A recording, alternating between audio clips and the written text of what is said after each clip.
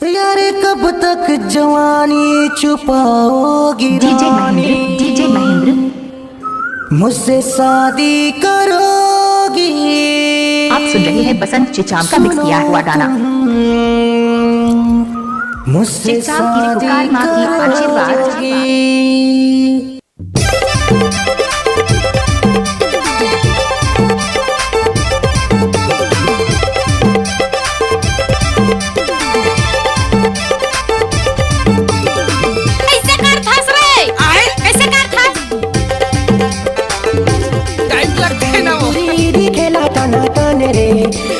तुरी दिखेला झमाझम रे, तुरी दिखेला बमा बम रे, तुरी दिखेला टना टन रे। मैं शादी तोर से करूँ, मैं बिहा तोर से करूँ, अगर चुमा दे बेते हैं चाट चाट रे।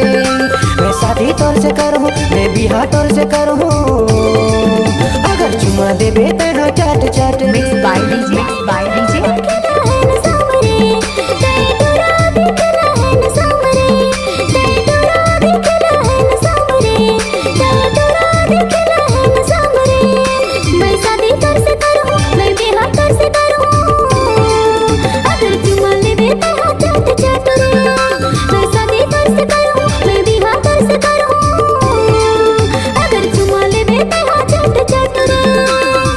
गाना को मिक्स किया है बसंत चिचाम मुकदरा वाले। मुकदरा स्कूल टोला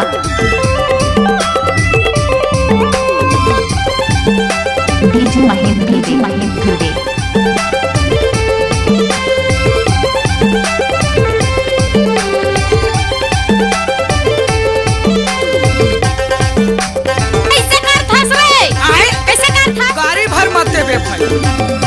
तो के सोच सोच में रहो ना रे, मोरे सोना रे, मोरे जानो रे।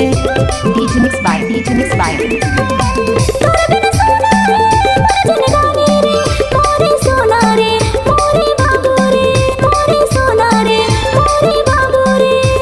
टूरी दिखेला टना टन रे, टूरी दिखेला झमाझम रे।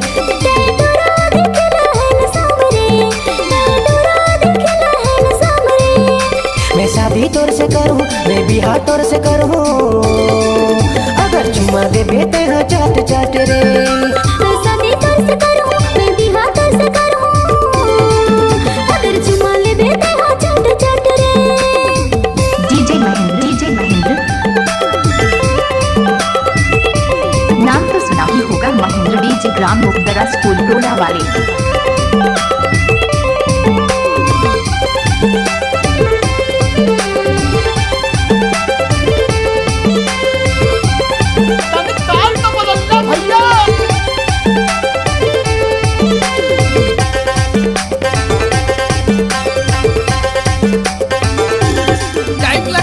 तोरे प्यार में मैं हूँ दीवाना रे, आशिक हमारा रे, पगला दीवाना रे। डीजे महेंद्र दे।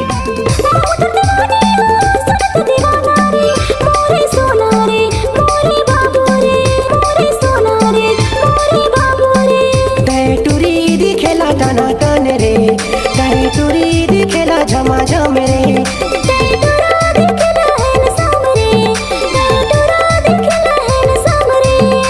मैं शादी तोर से करूँ, मैं बिहा तोर से करूँ, अगर चुमा दे बेते हैं चाट चाट रे। मैं शादी तोर से करूँ, मैं बिहा तोर से करूँ, अगर चुमा ले बेते हैं चाट चाट रे।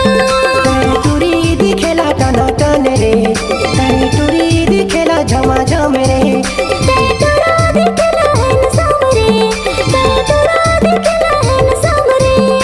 मैं शादी तोर से करूँ, मैं बिहा तोर से करूँ, अगर चुमा दे बेते हैं चाट चाट रे। मैं शादी तोर से करूँ, मैं बिहा तोर से करूँ, अगर चुमा ले बेते हैं चाट चाट रे। बिहा तोर से करूँ, अगर चुमा दे बेते हैं चाट चाट रे। अगर चुमा ले बेते हैं